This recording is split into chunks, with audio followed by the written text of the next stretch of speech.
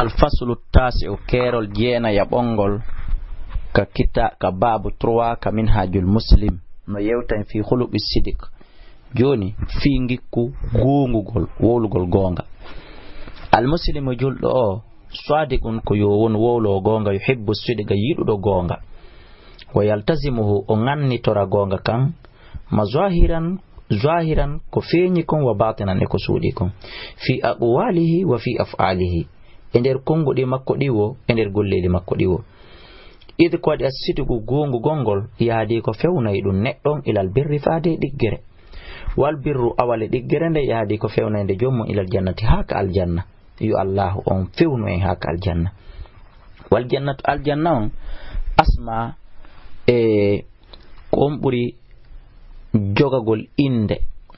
ayatil muslim e hattirde fi juldo on ko buri nantude inde e hattirde faale juldo on wa aqsa ko on kadi buri woddude amanihi e laaji makko din wal kadhib fenande wa wadum khilafu sudi ko lutondiri e gongugol alegol ko dugoni kontere gongugol wadidduhu kontor mum yahdi wadidduhu ko kontor gongugol kanyum fenande yahdi ko fewnande ilal fujur naba goddo e halakuye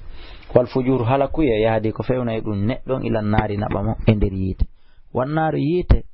min sharri ko jiyaadum e ko buri bonde ma ya khafuhul muslim konko juldo on huli wa yattaqi e ko woni rentaade kon e modum on faami wal muslimu juldo la yanzuru o yi'ata ila sudigi faade gongugol ka khuluqin dum hino e wono ngikko faadeli moƴƴu yajibu hino waddi at-takhalluqu ngikkinorgol bihi dum don la ghaira goddum go ala ton sona dum goddum go fawaki beydaki sona dum no bal sigo woni innahu kanko yadhabu ko yo nabo haqqille makko den ila abu adamin dalika faade ka buri woddude don wonde wona wasi ko ngikku moƴƴu tunno hani ngikkinorede tun hatta don ona bay haqqille makko den ha yeso yadhabu ona bay haqqille makko den ila anna sudiga faade gongu gongol min mutammimati imanihi desa dum ko jiya dum go e ko timminta iman makko ona bay haqqille makko den hato wa mukammilati islami ko timminay dum silmande makko ne id qad amara Allah ta'ala alla yamiri bihi gongu gongol wasna o manti alal muttasifina bihi e siforbe ben gongu gol kama amara bihi wano yamiri kadi gongu gongol rasuluhu nelaado makko wa hatta o lerdini alayhi edumum wada'a o noddi moftude ila faademu qala ta'ala la dali fil amri bihi fi yamirgol gongu gol ya ayyuhalladhina amanu taqullaha wa kunu wondon ma sadiqina wondude wolobe gonga be wa qala yati fi thana'i ala ahlihi edum ender mantugol dow yimbe gonga be rijal no tan worbe sadagu gongo be ma ahadullah konko be hadi alla alayhi hurimu wa qala dal noko wasadiqina wasadiqati wa qala wi walladhi yawdo jaa ardudo bisidige gonga kan wasadaga be ulaika humul muttaqun wa qala rasulullah sallallahu alaihi wasallam maki fil amri bihi fi yamirgol fi gongol be maki alaykum nafawi on bisidigi wolugol gonga fa inna sidiga sabe ande no wolugol gonga yaadi ko fewna dum ilal birri faade diggere wa innal birra ande no diggere kadi yahdi ilal janna wa ma yazalu sayrata rajul gorko yasdugo mo gonga wa yataharra o ebbinda no asidiga gongol hatta yuktaba hawinde indallahi siddiqan wa iyyakum mi hadi on wal kadiba e fenande fa innal kadiba yaadi ko de fewna inde ilal fujuri faade halakuye wa innal fujura ande no halakuye yaadi ko fewna dum ilal nar aadan Allah wa ma yazalu rajul gorko sayrata yakdibu mo fena wa tayaharra o ebbinda no al kadiba fenande hatta yuktaba indallahi kadaban hada dum do wa innal sidigi ande no wodadi gongu gongol samaratin dimde tayyibatan laabude yajini haade o de ittata dum de tebata dum aswadi gona gongo ben wa hadhihi dinnon dimde an wa hadhihi an wa'uha eno do non noneji munni awalan aranun dum rahatu damir ko fawtagol damir on ko fawtagol yiltande den wa tama'aninahu e deejugol makko an nafsika wonki le gawli rasul sallallahu alaihi wasallam asidugo ko wete gongol to manina ton ko deejere awolata gonga hula fi bone batte mum on ko si a feni in jiɓoɗa eske taw ɗum feeñay eske ɓe andatami feni a wolata gonga hula eske ko ka gonga ka wolɗa si feeñay aray wonki makini no deeƴi sani an ɗimmon ɗum albarakatu heɓagol barki fil kasbi ka nder faggitare wa ziyadatul khayri e ɓeydagol moƴƴirani le gawli rasul sa sallam albayi'ani ɓangidiranayɓe ɓe yeeyidiroɓe ɓen ɗiɗo bil khiyari ɓe suɓina wurtugol e tabintingol coggu ngu malami tafarraga en tant que ɓe sertali fen sadaka asiɓe gongidirani wa bayyana ɓe ɓangidirani kala bone ko woni kon e mbuɗɗima marchandise on buuri kala huma waɗante barke maɓɓe fi bayi ma ngengu maɓɓe ngu wa in katama siɓe suuɗiniri a yibeji ɗi kala holliyoya ko moƴƴi kon suuɗi ko boni kon wa kadaba ɓe fenidirani mo higat awa haray sortete itte e barakatu bayima barki ngengu maɓɓe ngu yo Allah dandu ɓen enen e ɓen guriji men ɗin e sifordini amina salisan tatabun alfawzu ko maliregol ɓe manzalati shuhada heɓoygol galle yanɓe sayidi men ligawli alayhi salatu wassalam man salallah kala torotoɗo Allah shahada seede kala torotoɗo Allah yanugol shahidi kala toriɗo Allah yanugol sayidi ɓe sitigine gonga balla ko Allah hewtinaymo manazila shuhada'i e galleli yanɓe sahidi ɓen hayso o yanano sahidi wa in mata hayso o mayi ala firashi ka hoore danki makko rabi anna won anna jat ko datugol minal makruhi morde ko anya fagaɗuki e gomɗi fillama anna hariban wonde no hari bilaja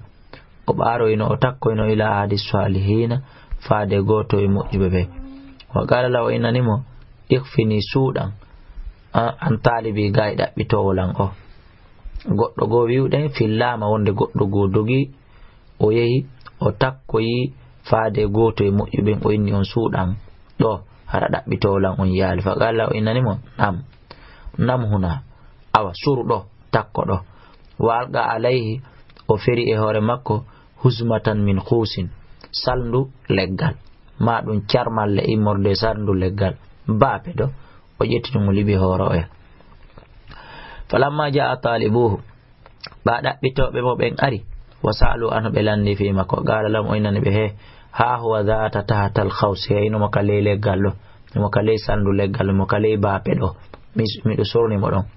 fa zannuɓe a felliti anna wonde kanko yaskaru minhum o jalay ɓe woni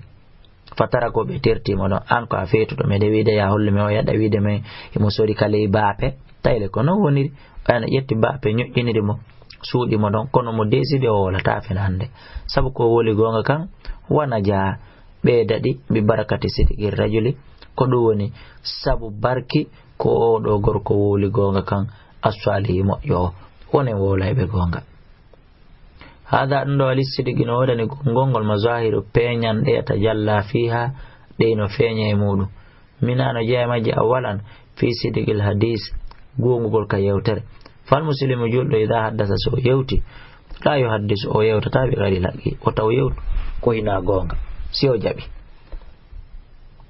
wasidigi e gonga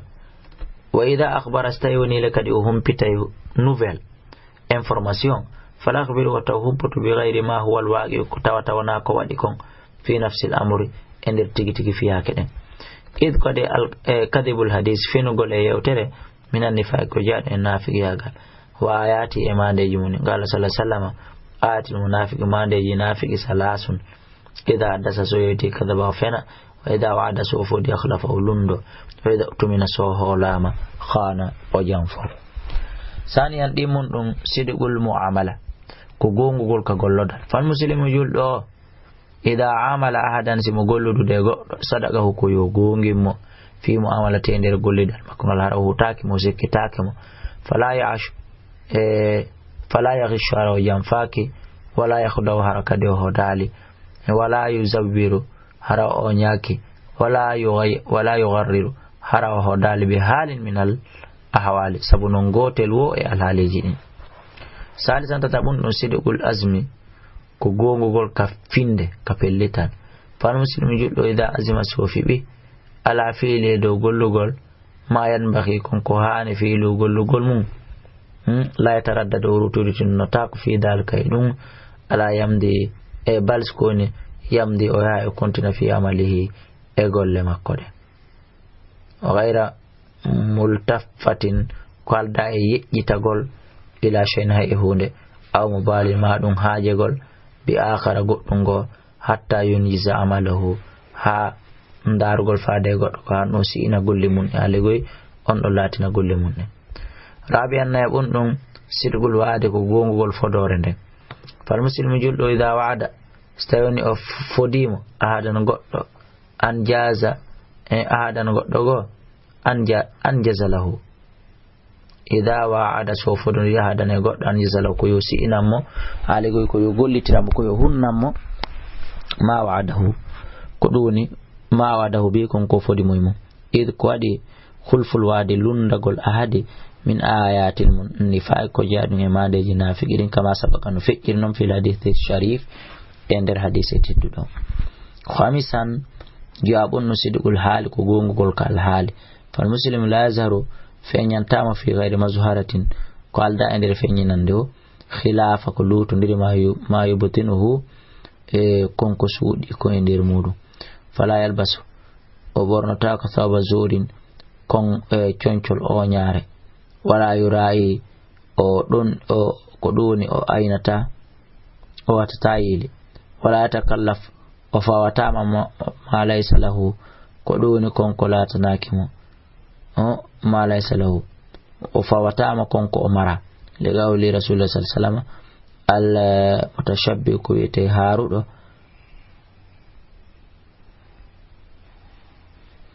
bima lam yu'ti yiltoɗen gokko wiɗen wala yatakallafu o fawatama ma laysa lahu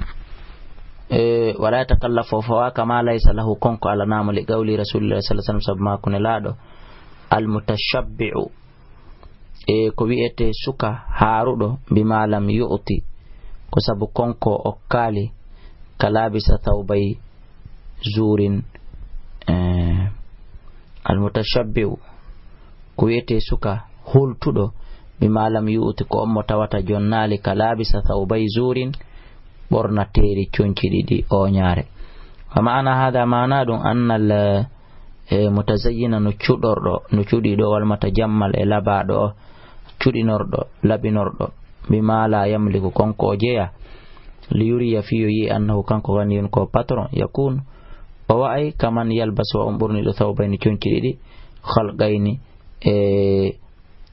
labaɗi ɗiɗi ɗi yatazahara fiyo feñu bizuhudi ruɗare nden wawatawa kanko no laysa bizahidin wona o ruɗiɗo wona o tertiɗo aduna wala mutakashifin ko ɗuni wona o ñiññitiɗo bimana terti ko wiyete kon aduna wa min amthilati sidiki no jeeya e misaluji gongugor arrafi'ati towɗi ma yati ko koni arde ɗo toɓɓe tati awalam rawa tirmidhi imam tirmidhi no filli an abdoullahi ko ƴetta abdoullahi bun himsa qala wi baya'atu rasulullah sallallahu alaihi wasallam yahudi ene laaɗo bi bay'in ngeygu qabla an yub'atha ko ɗoni adi o imminede wa baqayat lahu heddanimo buqiyatun heddande fawa'attuhu ko ɗum mi fodi mon atiyahu nde mi addantamo biha ɗum fi makani e nokkure makko nden fanasitu mi yejjiti summa dhakartu refti mi andite ba'da 3 ayyamin ɓawa balɗe tati fa ji'tu mi ari fa idha huwa tayo kanko fi makani en nimo e nokkure makko nden fa qala wi ya fata kawe suka laqad shaqaqta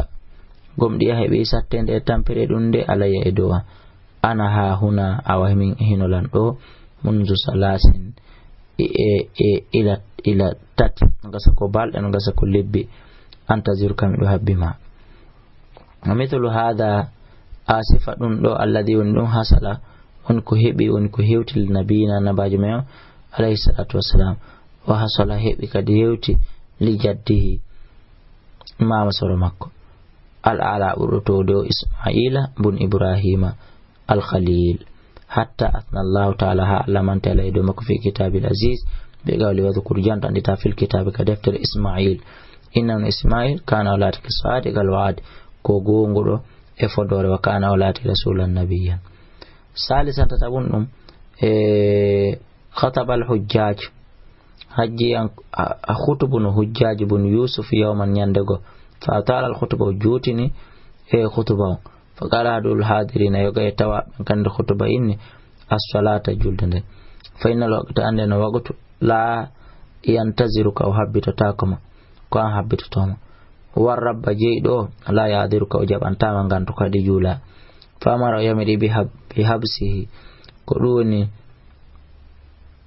embere makko fa atahu arima qawmu yimbe makko be wa zaamu be fibi anna ar-rajula wanda gorko e majnun ko duni ko fetudo fa qala al-hajjaj in agarra stayuni anyibi khallastuhu mi labbinaymo min sijinihi immorde e barme makko fa qala rajulu o gorko da kadi jaabi la yasuha wona yo neo ne ana de adin ha e goto an ajhadande o yedata nimata layne ma jalladi no allati din an amadi o nemini biha makkan ko neddo